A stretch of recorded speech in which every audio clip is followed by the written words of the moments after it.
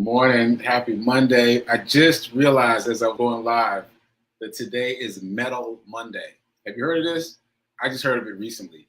Metal Monday, as in metals, right? And I meant to have my 3 metals from, I do have them. Yes, I have my 3 metals from Alabama, the run from Selma to Montgomery, Alabama. Here we go. So you saw the first 2, and now I got a third because my team placed. So look at this swag. I remember when I first started running, and one of the guys at Black Men Run was like, "You're gonna end up looking like Mr. T," and I was like, "Nah, never." And look at me, look at all this. So this is Metal Monday. I have to take a photo later. Anyway, I got distracted. Sorry about that. Clearly, I need a stand for the medals now. That's a milestone that I now need a stand for the medals. Wow. All right, back on track. Happy Monday. This is, what day is this? This is the 28th day of March. This is the 61st episode of season 3 of the Be Your Own Hero show. HERO is an acronym. It means helping everyone reaps optimism. In other words, helping others helps you. It's a reciprocal action. And this is all a part of what we're now calling the Hero Ministry Movement, which is soon to be a nonprofit, knock on wood. That this is my effort to uplift and inspire people, in particular the unhoused community. Shout out for this platform on New Thought Media Network. They've been great to me and allowing me this space to talk about my journey of becoming my own hero. And it's been quite a journey, and it continues now as I talk about my journey of becoming my own financial hero. So, and you can also donate to them. New Thought Media, I haven't said this in a while, so New Thought Media Network is a nonprofit. You can make a tax-deductible donation to them at ntmedia.org, so check them out. All right, so if this show provides any value, please like, please comment, most of all, please share so that we can expand the circle of the show. And quick disclaimer, I'm not a personal trainer and I'm not a financial advisor, so take what I say with a grain of salt. Okay, so I'm going to circle back to Hero Ministry News right where I began. Today's Metal Monday, MEDAL Monday, and I got to go outside and take a picture with all my medals. I wonder how many I have now, but 3 is a boom. And just a quick sidebar, I'm allowing myself one sidebar. So I got the first 2 medals for the 51-mile race from Selma to Montgomery at the end of the race, because at the finish line, they've got these stands with the medals. And there was a little bit of a ceremony too. Like someone actually put the medal over my neck. It's not like they just handed it to me. So that was pretty cool. And then later on social media, I saw my teammates posing with a 3rd medal. And I was like, hey, what's up with that? And so the way that I was able to get that 3rd medal, because I don't know if you remember this, but I substituted in for someone. I wasn't even there to run. I was there to help with transportation needs. And I substituted in for someone who was sick and couldn't make it. So I had to reimburse him for the registration fee, and then I got my 3rd medal. And I think that's part of the story, because being able to be, the fact that I was there already or going there already is number one. The fact that I was able to substitute in without any doubt about, oh, can I do this? And then 3rd, the abundance to be able to say, yeah, whatever amount you pay to be a part of this, I can reimburse you for it. Like that's all abundance, all of it. All those things are abundance. And that's what we're talking about on the show. And so it speaks to our manifestation about being a multimillionaire in all areas of your life. Abundance can manifest in many different ways, many different aspects of your life. Okay, so that was my sidebar. Maybe there'll be only one sidebar today. All right, so Hero Ministry Movement News. Over the weekend was the big day. I hit my 300th day doing my run streak, so fireworks for that. Yeah, I'm very excited. I was very excited then, and I'm still very excited now. You can see me all over social media talking about my 300th day.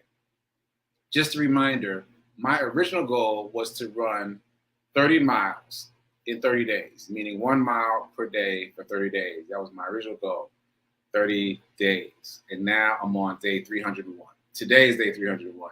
Yesterday was day 300. And the day before that, obviously, 299. On day 299, I ran with the Fleet Feet half marathon and full marathon training program. And so we did 9 miles. I'm in the half marathon training group. So we ran 9 miles on Saturday. And then Sunday was the big 300. And check out the run report for yesterday for day 300. It was pretty good because I wanted to make it symbolic. And so since it was my 300th day, I wanted to run exactly 3 miles. So it's just the moving of the decimal point, right? 300, moving the decimal point over is 3 miles. Not 3.1, which is a 5K, but exactly 3 miles, just to have a mirror. And so my goal was to run a 9-minute mile consecutively for 3 miles, 3 9-minute miles. And I felt like that was a stretch. Nope, wasn't a stretch. I blew past that. I ran 7:41, so 7 minutes, 41 seconds, average for 3 miles. So again, it really speaks to the limits of your belief box. We keep building these belief boxes. Like I've been doing this now for literally 301 days, 301 consecutive days.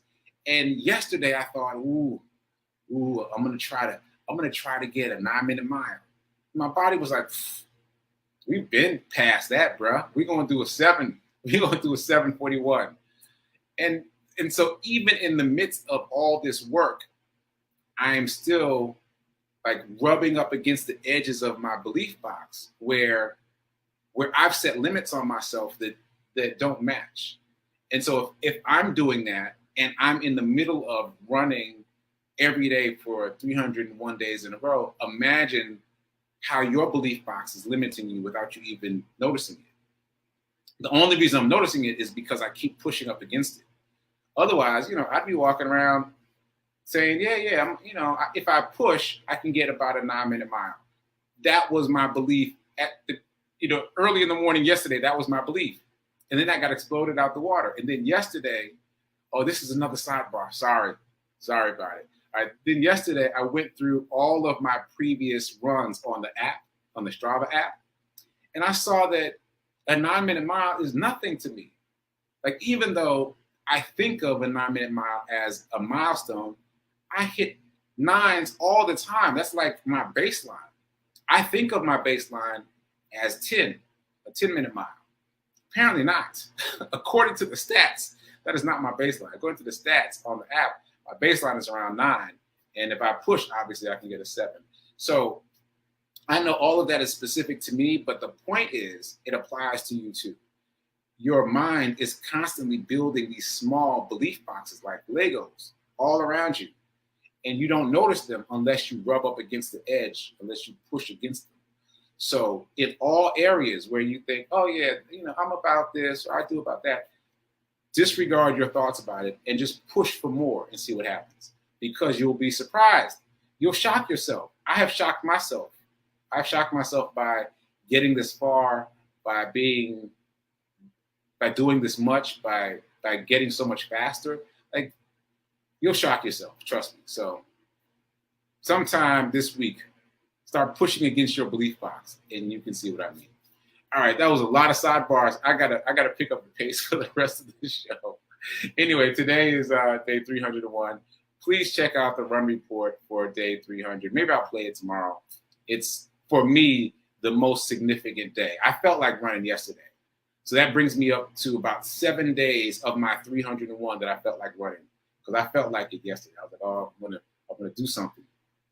And I'm sure I'm gonna feel like running on day 365. So that'll be day 8. All the rest of the days, I just have to push through. Just push through my feelings of not wanting to do it. And that is a consistent lesson of this run streak. Okay, so moving on. Envelope challenge. We're going to skip to the envelope challenge because I gotta pick up the pace. So here we go. Envelope challenge. We're rolling the dice. Number 6, big number. Well, big for a dice. It's the highest number on a die, but it's not a big number. $6. You're going to transfer $6 from your checking account over to your shiny new savings account, and that bucket of money is being used to invest, specifically to invest. So if this is your first time hearing me talk about it, I got an envelope challenge from, I remixed it from the way I heard about it. The way I heard about it is it's a physical thing with actual dollars, but I remixed it to make it cyber online and using dice. So you transfer $6 into a new account. That new account, you let it build to a certain amount, whatever amount you choose, let's say $100, and then you invest it. And then you do it again and invest it again, do it again, invest it again. Because the number one reason people don't invest is they think that they don't have the money to invest, right? So this is really a mindset exercise, showing yourself that you do have the money and the wherewithal to invest. And so if you out there are thinking currently, in real time, I don't have enough money to invest, then you need to be doing this envelope challenge with me. Do it. Create your little bucket of money to invest. So today, $6. Transfer $6 from your checking over to your savings. When you reach your number, whatever your number is, invest it. Okay? All right. Because I'm going to skip right to it now. If you only spend, you'll stay poor. If you only save, you'll stay middle class. In order to become wealthy, you must invest. So think of it as a glass ceiling. If you want to get past that glass ceiling and move into another echelon of financial abundance, then you've got to start investing. And if you're thinking, oh, I don't have enough money to invest, do the envelope challenge to give yourself money to invest. All right, I'm off my soapbox. All right, so Morning Zen comes to us from Reverend Melissa. Hopefully you saw her sermon at Rockland County CSL over the weekend. She did this forgiveness exercise that I won't be able to do justice, but I just want to summarize what it was for me. So she gave this quote that really was impactful for me. She said, forgiveness is not condoning. Forgiveness is not condoning.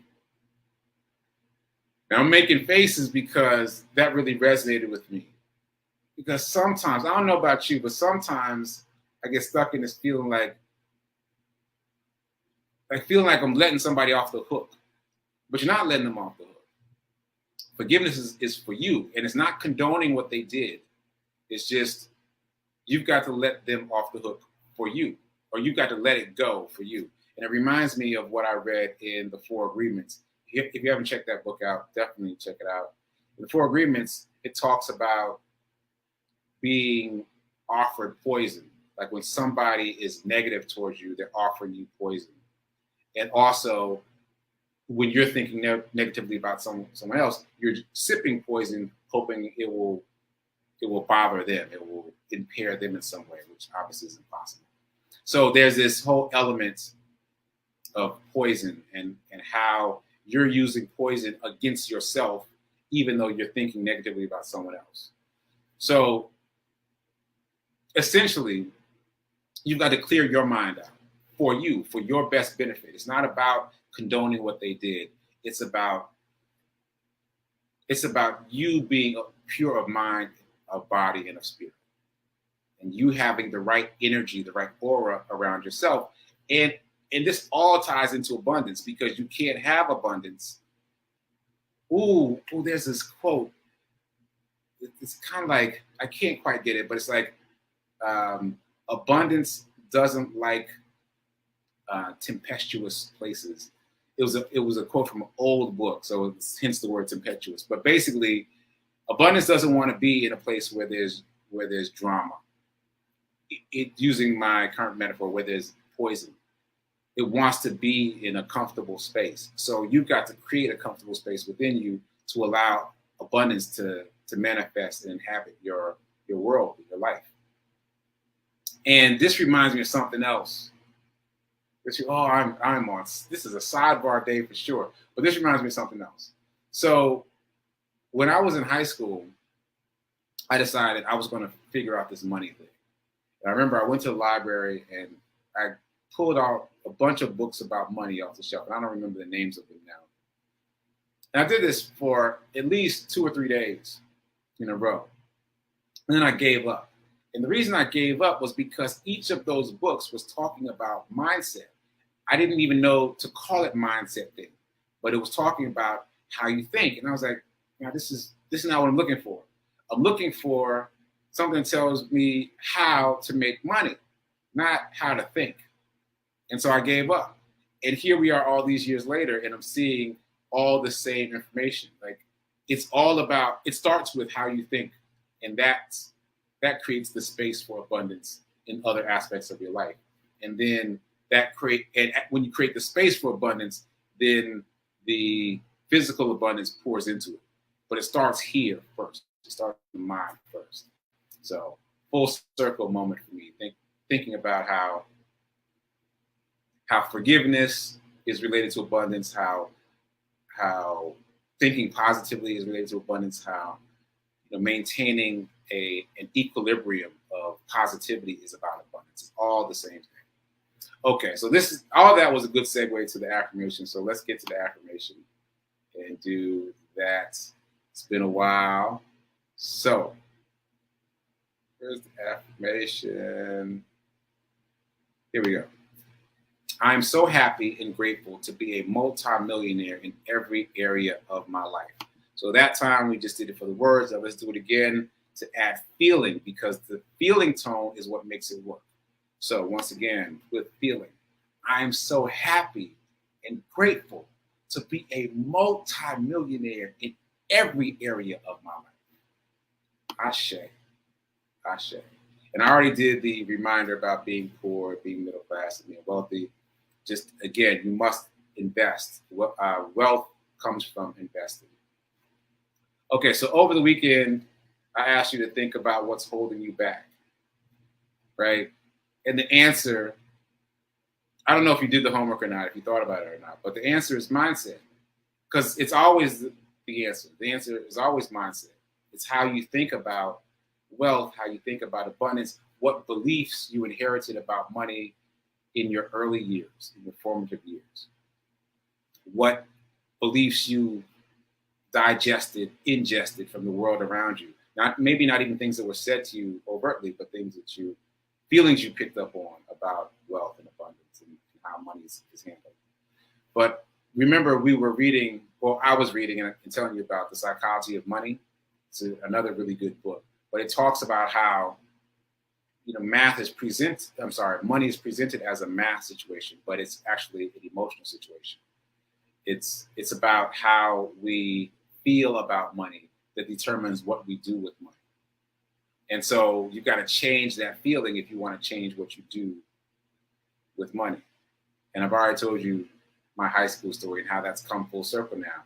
And I understand that it's all about the thinking first. It's all about the mindset first, and that changes everything else. So I discovered another podcast recently. It's about options trading, which is different from stock trading. Like, it's related to stock trading, but in order to do options trading, you have to have at least 100 shares of a stock. So it's like, here's stock trading and here's options trading, because we've been talking about buying and holding stock, right, for the long term. But I've talked to you a little bit about my journey, my very short journey so far of trading, and how that's opened my eyes. And then apparently there are all these other levels. There's all these other levels to this. One of those levels is options trading, where you buy 100 shares of a stock and then you trade that block in the stock market. So I'm still trying to understand how that works. But the point is, the podcast talks almost exclusively about mindset in the very beginning. In other words, the person who does the podcast is saying, let's not even talk about the stocks. Let's not even talk about the options. Let's talk about mindset. You've got to change your mindset and delete those old beliefs. And things like money doesn't grow on trees. Money is the root of all evil. All these little phrases that we might have grown up with, hearing from people in our world or just around us.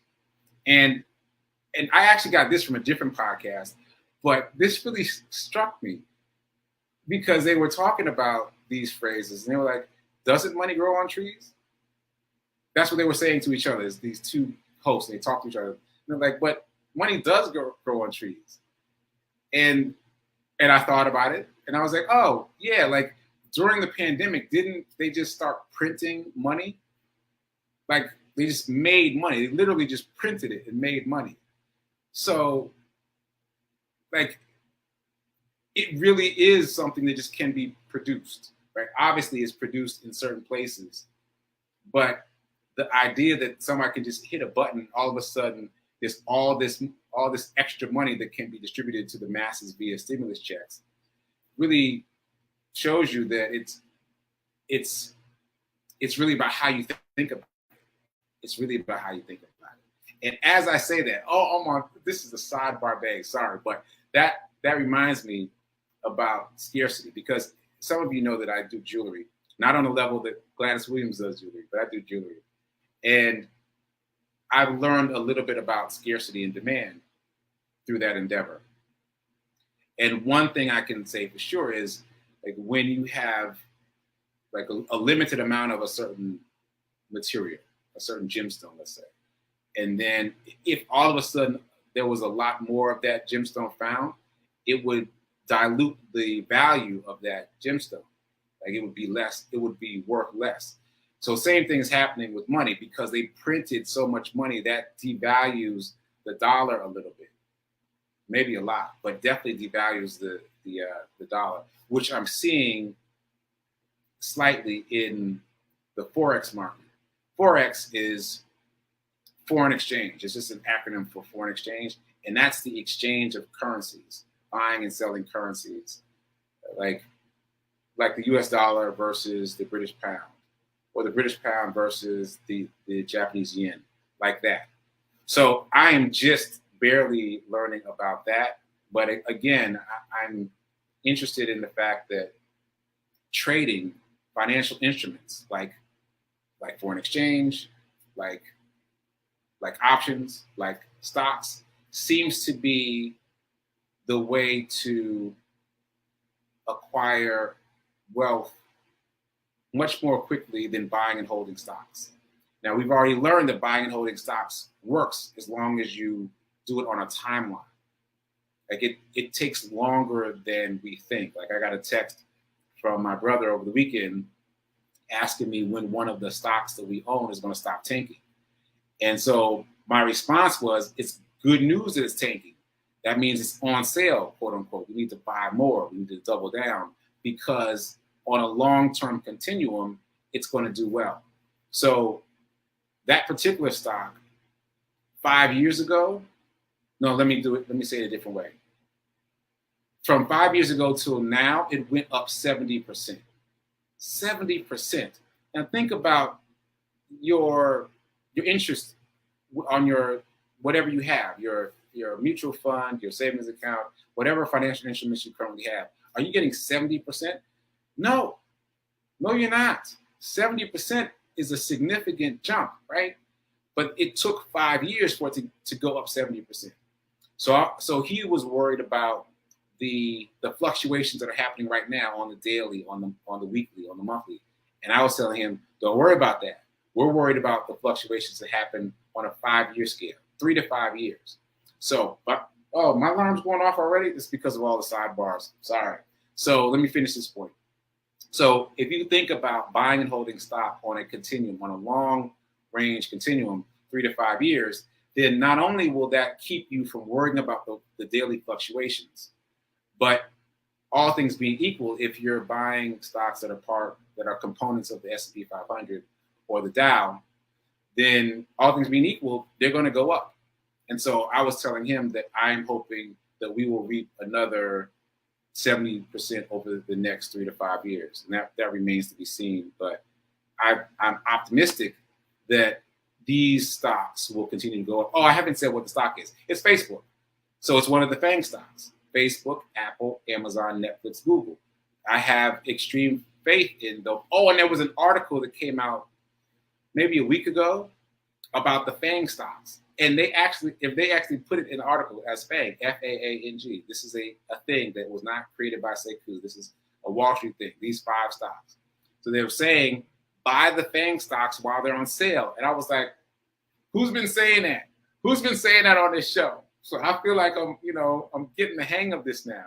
So when the FANG stocks are down because of whatever's going on in the world right now, that's the Ukraine, buy FANG stocks or buy the S&P 500, which includes all 5 of the FANG stocks. And don't worry about what's happening in the day-to-day fluctuations because you're on a long-term play. You're thinking 3 to 5 years. That's the buy and hold. For trading, that's a whole other animal. And the reason that I've been interested in trading is because I told you on this show that my very first trade, I traded a $4 stock and I got 25 cents. So in other words, I got it for $4, I sold it for $4.25. And for the next couple of days, I was like, why is that? Aside from being excited that it was easy, much easier than I expected, why is it still sticking in my head? It is because of the percentage. When I finally did the math, 25 cents is like 6% of $4. 6%. Once again, what financial instruments are you getting 6% on? And I got that in one day, one trade, 6%. So there's something happening there. That seems to be the trading space. And you know, I've talked about on the show that I was afraid of it. But the trading space seems to be the space where rapid accumulation of wealth can happen.